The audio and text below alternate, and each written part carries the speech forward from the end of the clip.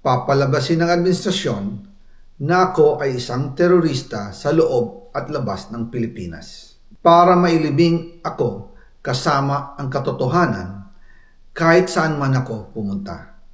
Ang totoo, mula 2022 hanggang 2025, ang kabuuang pera na dumaan sa akin para ibigay kay Pangulong Bongbong Marcos at kay dating Speaker Martin Romualdez ay umabot sa 56 billion pesos at hiwalay pa dyan ang 100 billion pesos insertion ng Pangulo sa 2025 budget.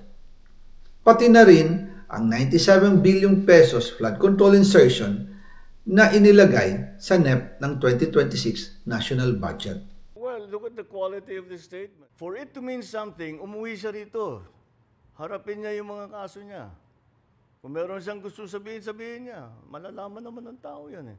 Patunayan, but come home. Come home. Ba't ka nagtatago sa malayo?